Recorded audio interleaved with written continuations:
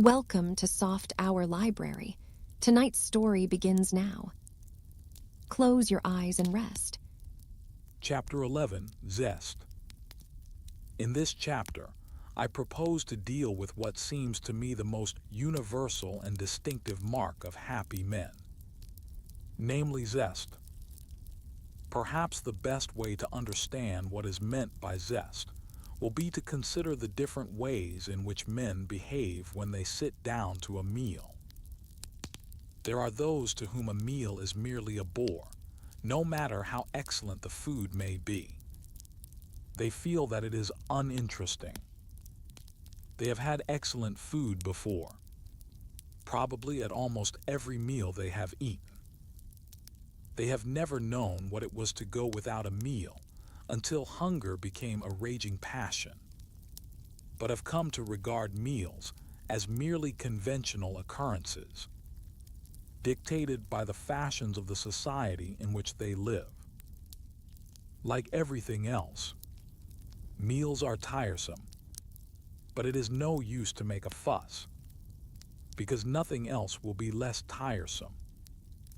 Then there are the invalids who eat from a sense of duty, because the doctor has told them that it is necessary to take a little nourishment in order to keep up their strength.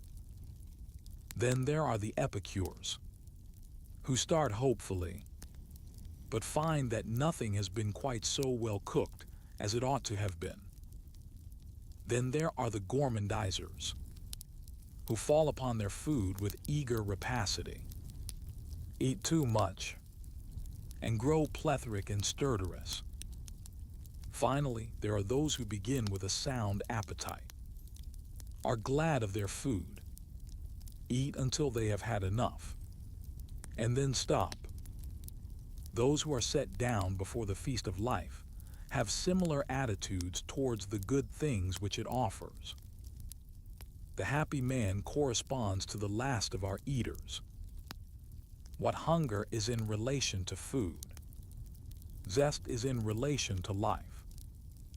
The man who is bored with his meals corresponds to the victim of Byronic unhappiness. The invalid who eats from a sense of duty corresponds to the ascetic, the gourmandizer to the voluptuary. The epicure corresponds to the fastidious person who condemns half the pleasures of life as unaesthetic. Oddly enough, all these types, with the possible exception of the gourmandizer, feel contempt for the man of healthy appetite and consider themselves his superior. It seems to them vulgar to enjoy food because you are hungry, or to enjoy life because it offers a variety of interesting spectacles and surprising experiences. From the height of their disillusionment, they look down upon those whom they despise as simple souls. For my part, I have no sympathy with this outlook.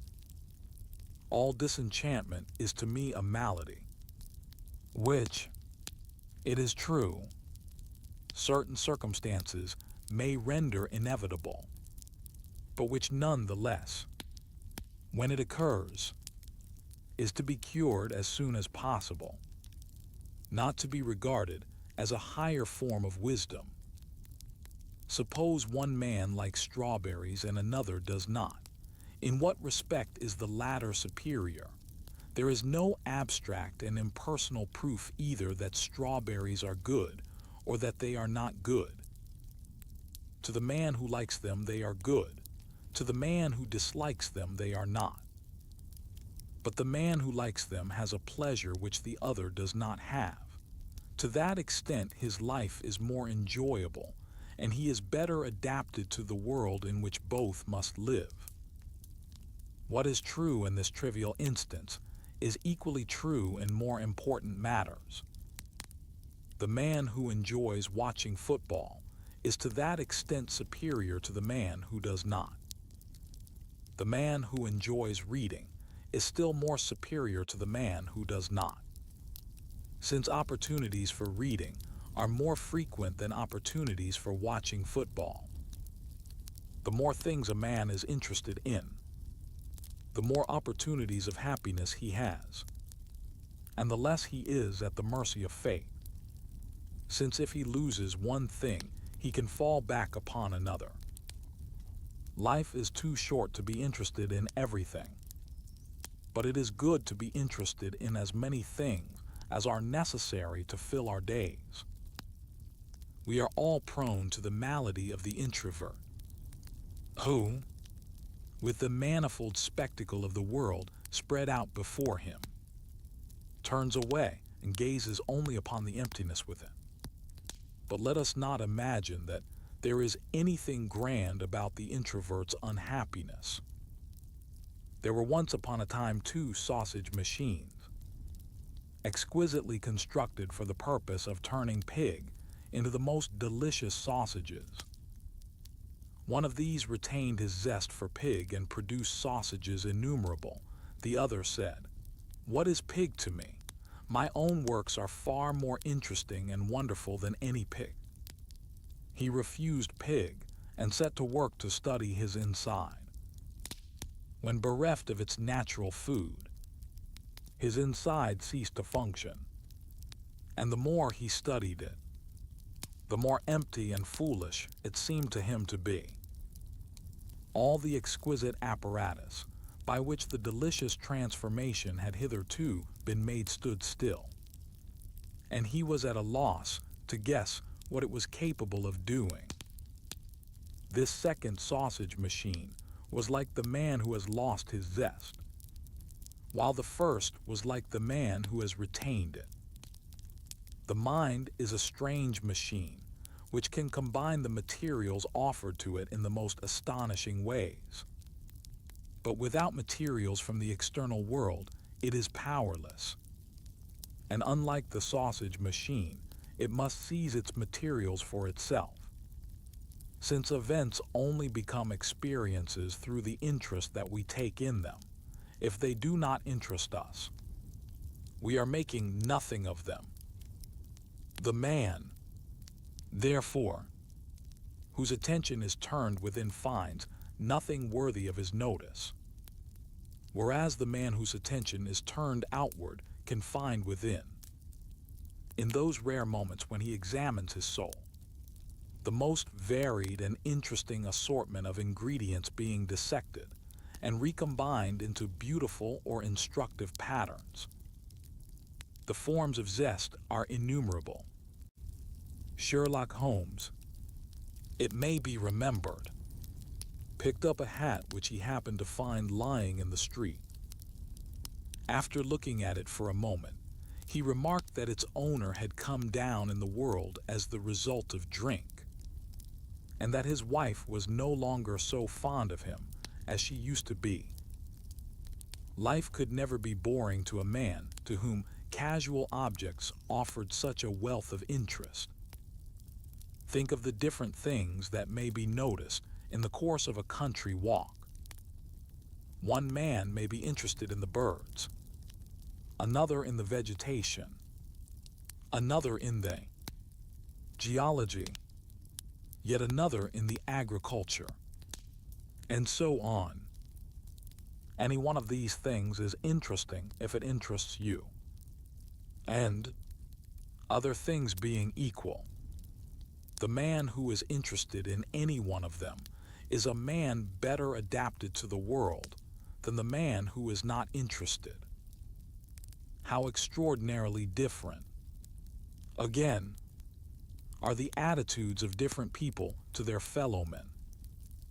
One man, in the course of a long train journey, will fail entirely to observe any of his fellow travelers, while another will have summed them all up, analyzed their characters, made a shrewd guess at their circumstances, and perhaps even ascertained the most secret histories of several of them. People differ just as much in what they feel towards others as in what they ascertain about them. Some men find almost everybody boring. Others quickly and easily develop a friendly feeling towards those with whom they are brought in contact. unless there is some definite reason for feeling otherwise. Take again such a matter as travel.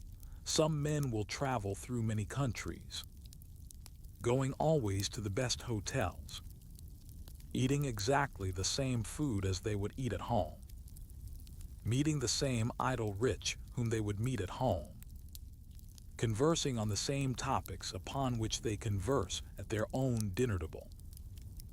When they return, their only feeling is one of relief at having done with the boredom of expensive locomotion.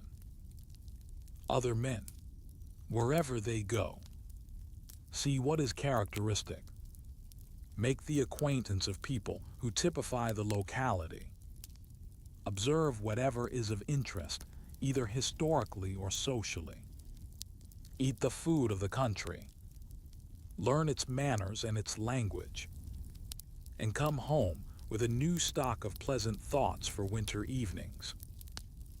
In all these different situations, the man who has the zest for life has the advantage over the man who has none. Even unpleasant experiences have their uses to him. I am glad to have smelt a Chinese crowd and a Sicilian village, though I cannot pretend that my pleasure was very great at the moment.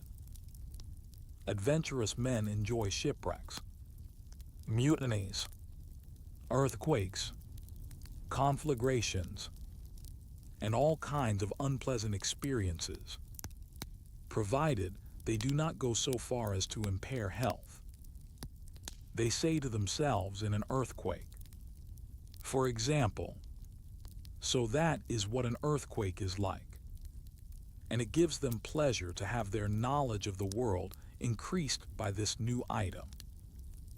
It would not be true to say that such men are not at the mercy of fate, for if they should lose their health, they would be very likely to lose their zest at the same time, though this is by no means certain. I have known men die at the end of years of slow torture, and yet retain their zest almost till the last moment. Some forms of ill health destroy zest. Others do not. I do not know whether the biochemists are able as yet to distinguish between these kinds. Perhaps when biochemistry has made further advances, we shall be able to take tablets that will ensure our feeling an interest in everything. But until that day comes, we are compelled to depend upon common sense observation of life to judge what are the causes that enable some men to take an interest in everything, while compelling others to take an interest in nothing. Zest is sometimes general, sometimes specialized. It may be very specialized indeed. Readers of Borrow may remember a character who occurs in Romany Rye. He had lost his wife, to whom he was devoted, and felt for a time that life had grown utterly barren. But he became interested in Chinese inscriptions on teapots and tea chests, and by the aid of a French-Chinese grammar, after learning French for the purpose, gradually managed to decipher them, thereby acquiring a new interest in life, though he never used his Chinese knowledge for other purposes.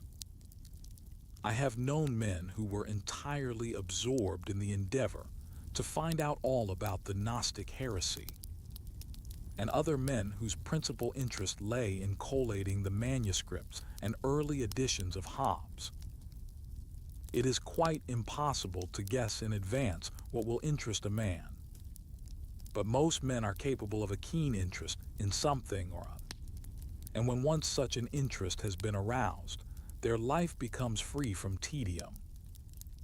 Very specialized interests are, however, a less satisfactory source of happiness than a general zest for life, since they can hardly fill the whole of a man's time.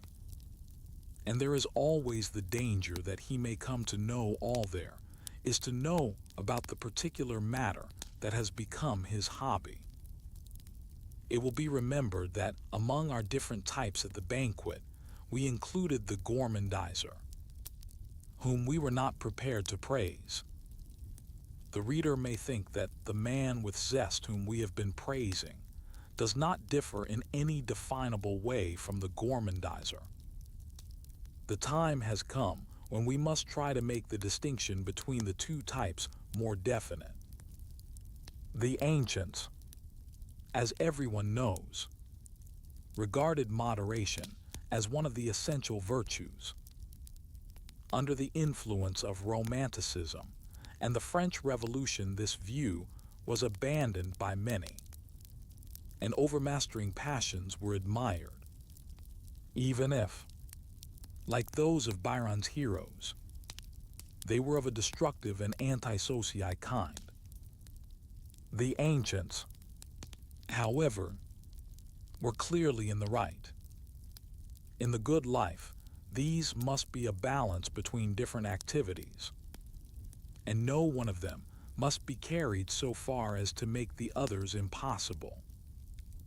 The gourmandizer sacrifices all other pleasures to that of eating, and by so doing diminishes the total happiness of his life. Many other passions besides eating may be carried to a like excess. The Empress Josephine was a gourmandizer in regard to clothes. At first, Napoleon used to pay her dressmaker's bills, though with continually increasing protest. At last he told her that she really must learn moderation, and that in future he would only pay her bills when the amount seemed reasonable. When her next dressmaker's bill came in, she was for a moment at her wits' end, but presently she bethought herself of a scheme. She went to the war minister and demanded that he should pay her bill out of the funds provided for the war, since he knew that she had the power to get him dismissed.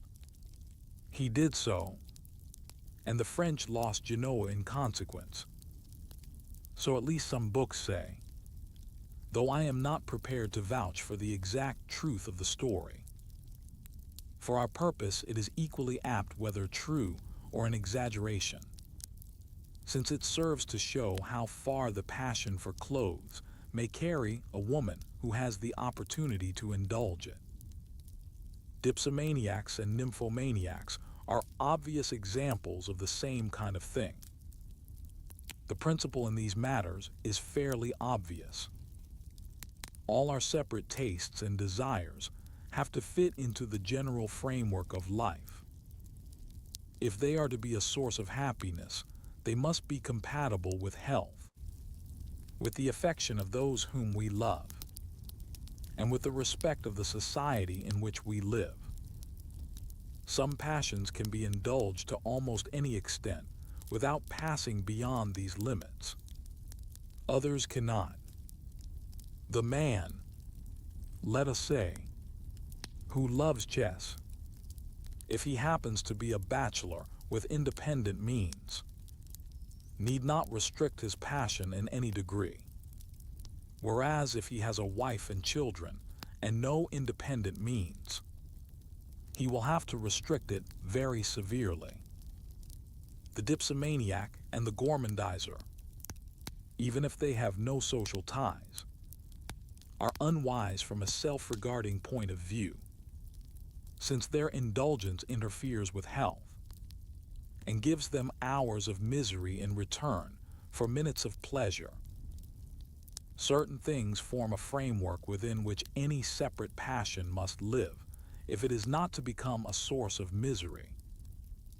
Such things are health, the general possession of one's faculties, a sufficient income to provide for necessaries, and the most essential social duties, such as those towards wife and children. The man who sacrifices these things for chess is essentially as bad as the dipsomaniac. The only reason we do not condemn him so severely is that he is much less common, and that only a man of somewhat rare abilities is likely to be carried away by absorption in so intellectual a game. The Greek formula of moderation practically covers these cases. The man who likes chess sufficiently to look forward throughout his working day to the game that he will play in the evening is fortunate. But the man who gives up work in order to play chess all day has lost the virtue of moderation. It is recorded that Talst, in his younger and unregenerate days, was awarded the Military Cross for valor in the field. But when the time came for him to be presented with it, he was so absorbed in a game of chess that he decided not to go. We can hardly find fault with Tolstoy on this account, since to him it might well be a matter of indifference whether he won military decorations or not. But in a lesser man, such an act would have been one of folly. As a limitation upon the doctrine that has just been set forth, it ought to be admitted that some performances are considered so essentially noble as to justify the sacrifice of everything else on their behalf. The man who loses his life in the defense of his country is not blamed if thereby his wife and children are left penniless. The man who is engaged in experiments with a view to some great scientific discovery or invention is not blamed afterwards for the poverty that he has made his family endure, provided that his efforts are crowned with ultimate success. If, however, he never succeeds in making the discovery or the invention that he was attempting, public opinion condemns him as a crank, which seems unfair, since no one in such an enterprise can be sure of success in advance. During the first millennium of the Christian era, a man who abandoned his family for a saintly life was praised, though nowadays it would be held that he ought to make some provision for them. I think there is always some deep-seated psychological difference between the gourmandizer and the man of healthy appetite. The man in whom one desire runs to excess at the expense of all others is usually a man with some deep-seated trouble, who is seeking to escape from a specter. In the case of the dipsomaniac, this is obvious. Men drink in order to forget. If they had no specters in their lives, they would not find drunkenness more agreeable than sobriety. As the legendary Chinaman said, "Me no drinky for drinky, me drinky for drunky." This is typical of all excessive and one-sided passion. It is not pleasure in the object itself that is sought, but oblivion. There is, however, a very great difference according as oblivion is sought in a sottish manner, or by the exercise of faculties in themselves desirable. Barrow's friend who taught himself Chinese in order to be able to endure the loss of his wife was seeking oblivion, but he sought it in an activity that had no harmful effects, but on the contrary improved his intelligence and his knowledge. Against such forms of escape there is nothing to be said. It is otherwise with the man who seeks oblivion in drinking or gambling, or any other form of unprofitable excitement. There are, it is true, borderline cases. What should we say of the man who runs mad risks in airplanes or on mountain tops? Because life has become irksome to him, if his risks serve any public object, we may admire him, but it not. We shall have to place him only slightly above the gambler and drunkard. Genuine zest, not the sort that is really a search for oblivion, is part of the natural makeup of human beings, except in so far as it has been destroyed by unfortunate circumstances. Young children are interested in everything that they see and hear. The world is full of surprises to them, and they are perpetually engaged with ardor in the pursuit of knowledge. Not, of course, of scholastic knowledge, but of the sort that consists in acquiring familiarity with the objects that attract their attention. Animals, even when adult, retain their zest provided they are in health. A cat in an unfamiliar room will not sit down until it has sniffed at every corner on the off chance that there may be a smell of mouse somewhere. The man who has never been fundamentally thwarted will retain his natural interest in the external world. And so long as he retains it, he will find life pleasant unless his liberty is unduly curtailed. Loss of zest in civilized society is very largely due to the restrictions upon liberty, which are essential to our way of life. The savage hunts when he is hungry, and in so doing is obeying a direct impulse. The man who goes to his work every morning at a certain hour is actuated fundamentally by the same impulse, namely the need to secure a living.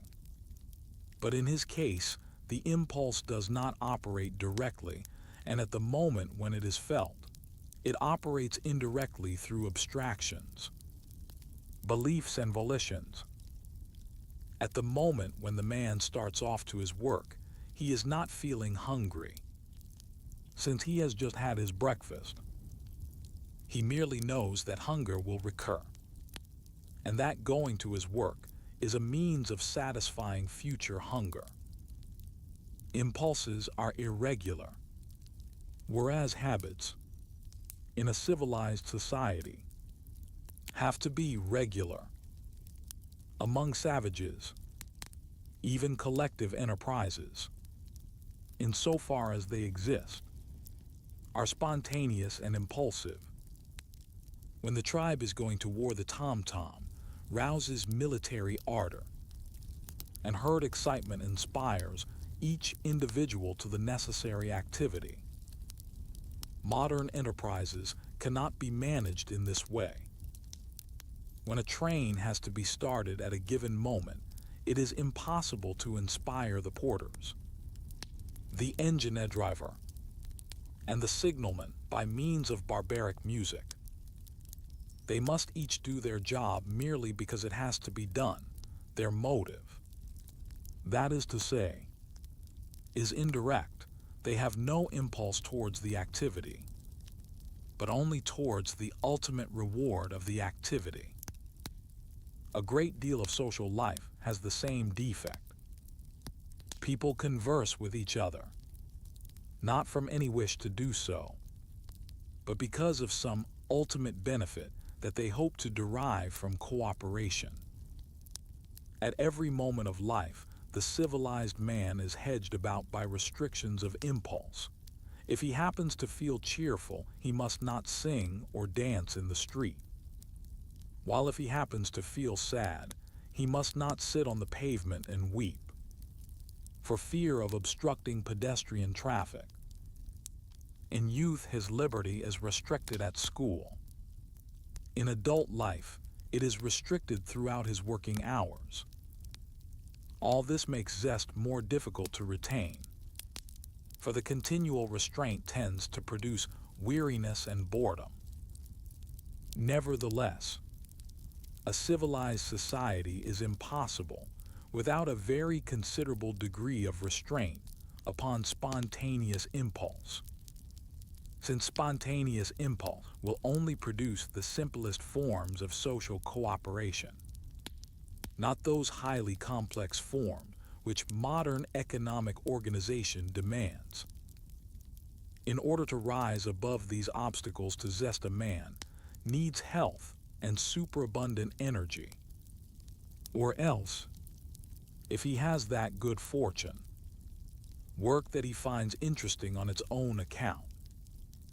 Health, so far as statistics can show, has been steadily improving in all civilized countries during the last 100 years. But energy is more difficult to measure, and I am doubtful whether physical vigor in moments of health is as great as it was formerly. The problem here is to a great extent a social problem, and as such I do not propose to discuss it in the present volume. The problem has, however, a personal and psychological aspect which we have already discussed in connection with fatigue. Some men retain their zest in spite of the handicaps of civilized life, and many men could do so if they were free from the inner psychological conflicts upon which a great part of their energy is expended. Zest demands energy more than that sufficient for the necessary work, and this in turn demands the smooth working of the psychological machine. Of the causes promoting the smooth working, I shall have more to say in later chapters.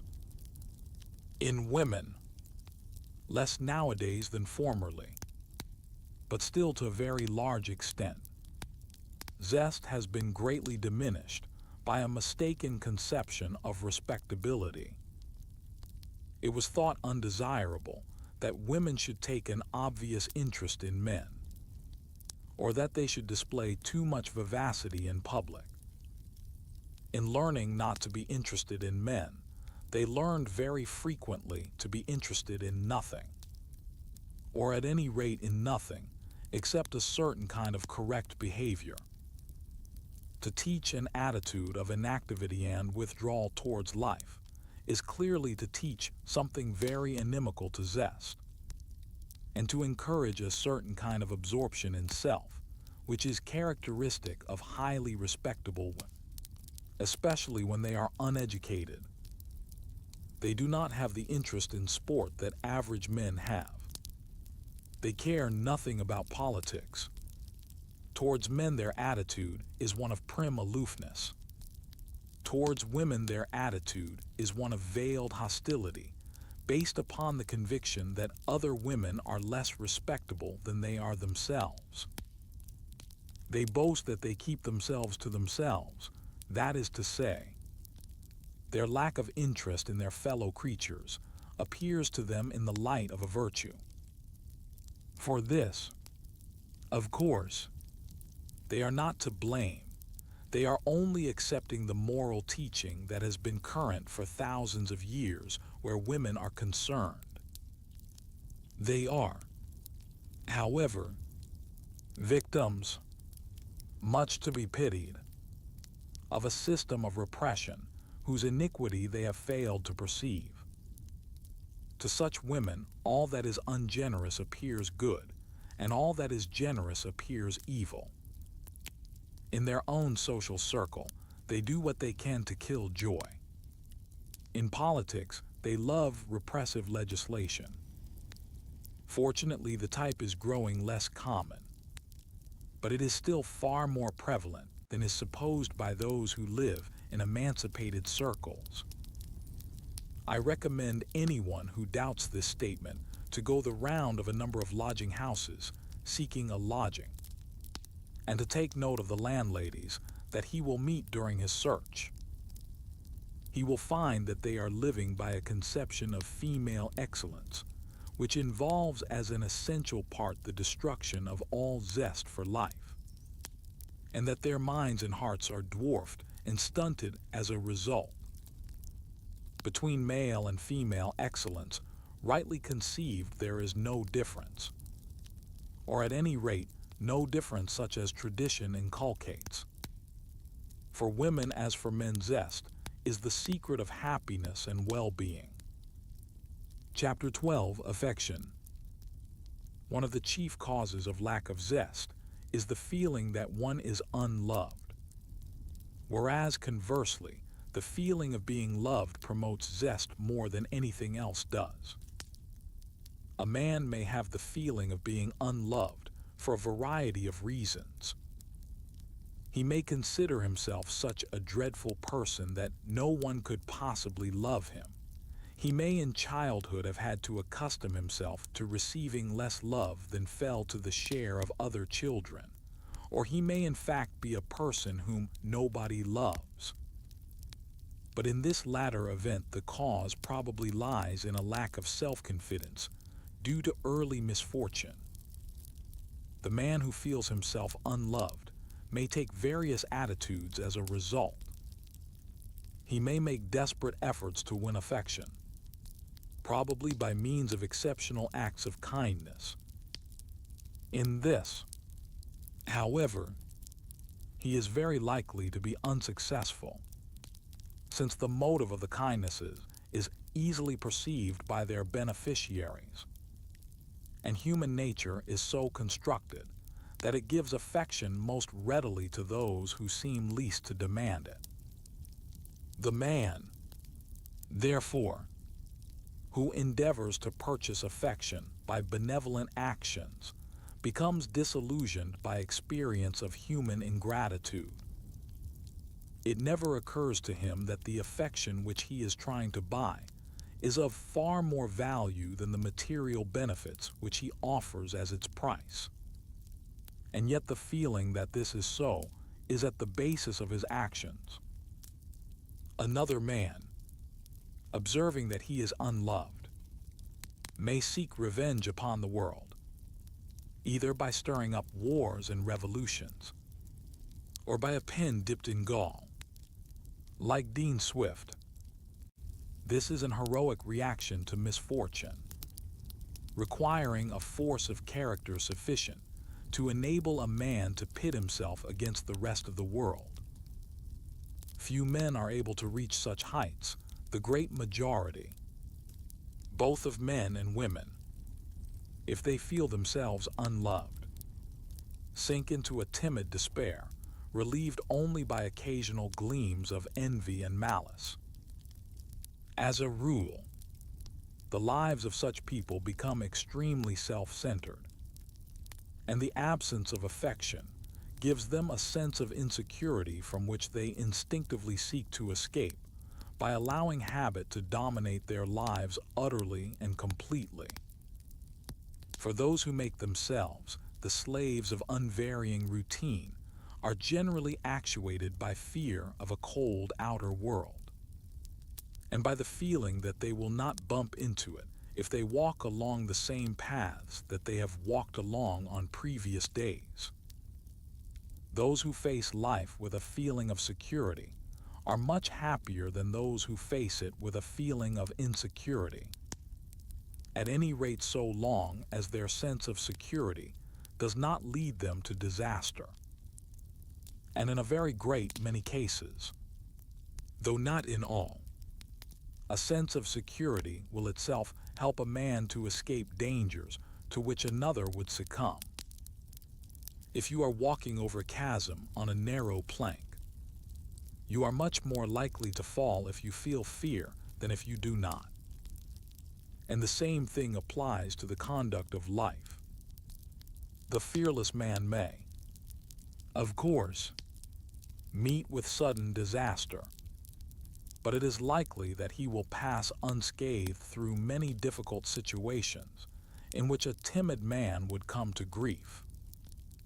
This useful kind of self-confidence has, of course, innumerable forms. One man is confident on mountains, another on the sea, and yet another in the air. But general self-confidence towards life comes more than anything else from being accustomed to receive as much of the right sort of affection as one has need for. And it is this habit of mind considered as a source of zest that I wish to speak about in the present chapter.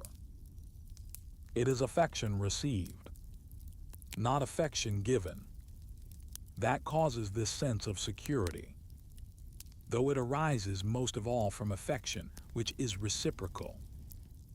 Strictly speaking, it is not only affection, but also admiration that has this effect. Persons whose trade is to secure public admiration, such as actors, preachers, speakers, and politicians come to depend more and more upon applause. When they receive their due need of public approbation, their life is full of zest. When they do not, they become discontented and self-centered. The diffused goodwill of a multitude does for them what is done for others by the more concentrated affection of the few. The child whose parents are fond of him accepts their affection as a law of nature. He does not think very much about it, although it is of great importance to his happiness.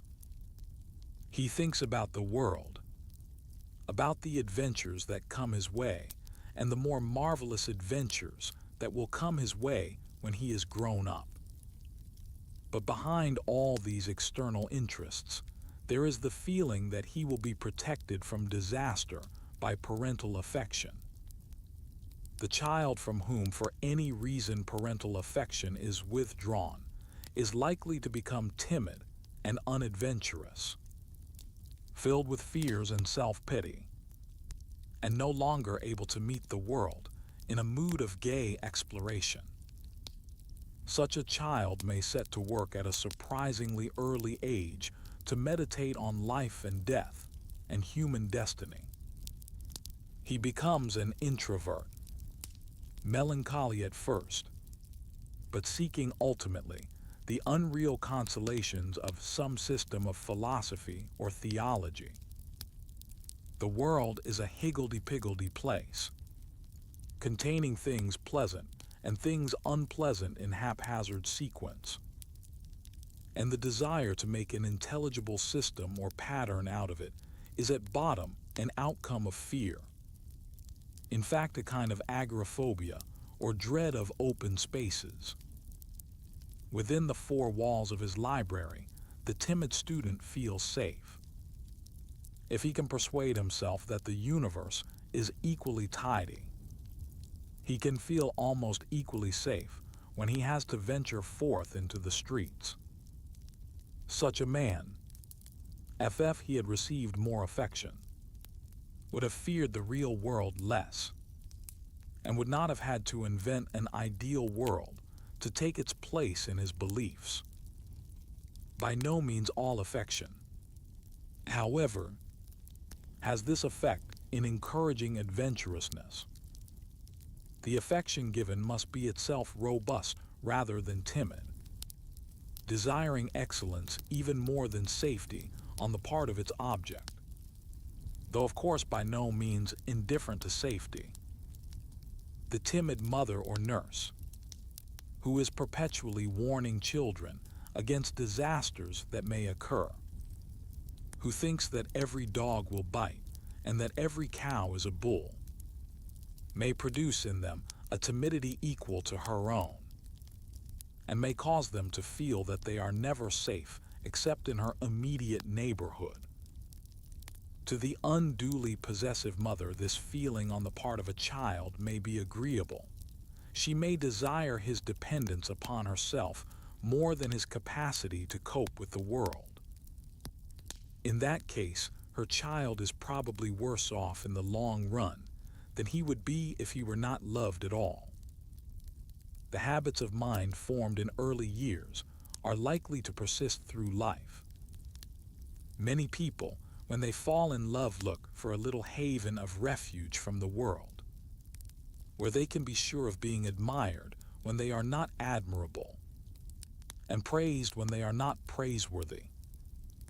To many men, home is a refuge from the truth. It is their fear and their timidities that make them enjoy a companionship in which these feelings are put to rest. They seek from their wives what they obtained formerly from an unwise mother, and yet they are surprised if their wives regard them as grown-up children. To define the best kind of affection is not altogether easy, since clearly there will be some protective element in it. We do not feel indifferent to the hurts of people whom we love.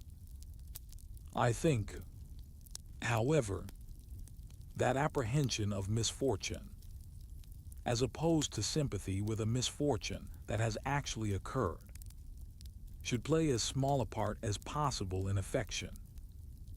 Fear for others is only a shade better than fear for ourselves.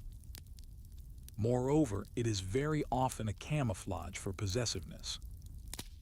It is hoped that by rousing their fears, a more complete empire over them can be obtained.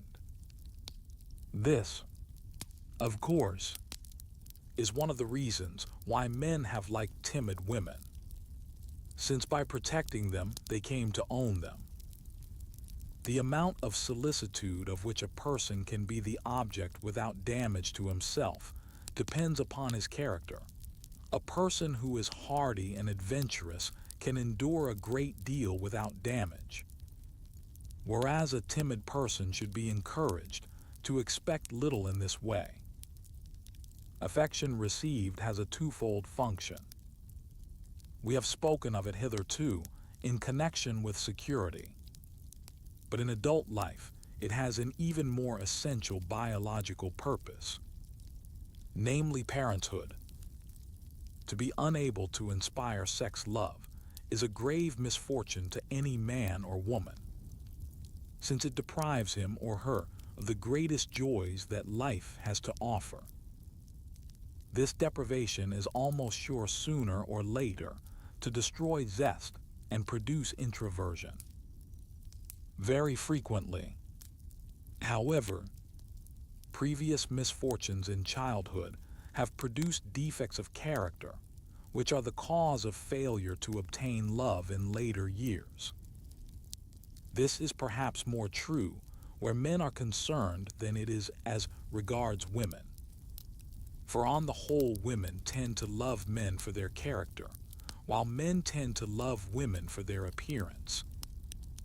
In this respect, it must be said, men show themselves the inferiors of women, for the qualities that men find pleasing in women are on the whole less desirable than those that women find pleasing in men. I am not at all sure, however, that it is easier to acquire a good character than a good appearance. At any rate, the steps necessary for the latter are better understood and more readily pursued by women than are the steps necessary for the former by men. We have been speaking hitherto of the affection of which a person is the object. I wish now to speak of the affection that a person gives. This also is of two different kinds, one of which is perhaps the most important expression of a zest for life, while the other is an expression of fear. The former seems to me wholly admirable, while the latter is at best a consolation. If you are sailing in a ship on a fine day along a beautiful coast, you admire the coast and feel pleasure in it. This pleasure is one derived entirely from looking outward, and has nothing to do with any desperate need of your own. If, on the other hand, your ship is wrecked and you swim towards the coast, you acquire for it a new kind of love. It represents security against the waves, and its beauty or ugliness becomes an unimportant matter. The better sort of affection corresponds to the feeling of the man whose ship is secure. The less excellent sort corresponds to that of the shipwrecked swimmer. The first of these kinds of affection is only possible in so far as a man feels safe, or at any rate is indifferent to such dangers as beset him. The latter kind, on the contrary, is caused by the feeling of insecurity. The feeling caused by insecurity is much more subjective and self-centered than the other, since the loved person is valued for services rendered, not for intrinsic qualities. I do not, however, wish to suggest that this kind of affection has no legitimate part to play in life. In fact, almost all real affection contains something of both kinds in combination. And insofar as affection does really cure the sense of insecurity, it sets a man free to feel again that interest in the world which in moments of danger and fear is obscured. But while recognizing the part that such affection has to play in life, we must still hold that it is less excellent than the other kind, since it depends upon fear, and fear is an evil, and also because it is more self-centered. In the best kind of affection, a man hopes for a new happiness rather than for escape from an old unhappiness. The best type of affection is reciprocally life-giving. Each receives affection with joy and gives it without effort. And each finds the whole world more interesting in consequence of the existence of this reciprocal happiness. There is, however, another kind, by no means uncommon, in which one person sucks the vitality of the other. One receives what the other gives, but gives almost nothing in return. Some very vital people belong to this blood-sucking type. They extract the vitality from one victim after another.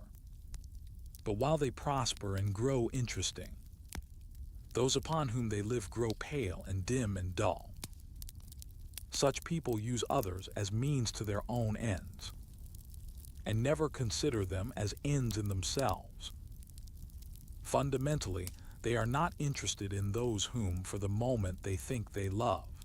They are interested only in the stimulus to their own activities, perhaps of a quite impersonal sort. Evidently, this springs from some defect in their nature, but it is one not altogether easy either to diagnose or to cure. It is a characteristic frequently associated with great ambition, and is rooted, I should say, in an unduly one-sided view of what makes human happiness. Affection in the sense of a genuine reciprocal interest for two persons in each other, not solely as means to each other's good, but rather as a combination having a common good, is one of the most important elements of real happiness. And the man whose ego is so enclosed within steel walls that this enlargement of it is impossible misses the best that life has to offer, however successful he may be in his career. Ambition which excludes affection from its purview is generally the result of some kind of anger or hatred against the human race, produced by unhappiness in youth, by injustices in later life, or by any of the causes which lead to persecution mania. A too powerful ego is a prison from which a man must escape if he is to enjoy the world to the full. A capacity for genuine affection is one of the marks of the man who has escaped from this prison of self. To receive affection is by no means enough. Affection which is received should liberate the affection which is to be given. And only where both exist in equal measure does affection achieve its best possibilities. Obstacles, psychological and social, to the blossoming of reciprocal affection are a grave evil, from which the world has always suffered and still suffers. People are slow to give admiration for fear it should be misplaced. They are slow to bestow affection for fear that they should be made to suffer either by the person upon whom they bestow it or by a censorious world. Caution is enjoined both in the name of morality and in the name of worldly wisdom, with the result that generosity and adventurousness are discouraged where the affections are concerned. All this tends to produce timidity and anger against mankind, since many people miss throughout life what is really a fundamental need. And to 9 out of 10, an indispensable condition of a happy and expansive attitude towards the world. It is not to be supposed that those who are what is called immoral are in this respect superior to those who are not. In sex relations, there is very often almost nothing that can be called real affection. Not infrequently, there is even a fundamental hostility. Each is trying not to give himself or herself away. Each is preserving fundamental loneliness. Each remains intact and therefore unfructified. In such experiences, there is no fundamental value. I do not say that they should be carefully avoided, since the steps necessary to this end would be likely to interfere also with the occasions where a more valuable and profound affection could grow up. But I do say that the only sex relations that have real value are those in which there is no reticence, and in which the whole personality of both becomes merged in a new collective personality. Of all forms of caution in love is perhaps the most fatal to true happiness.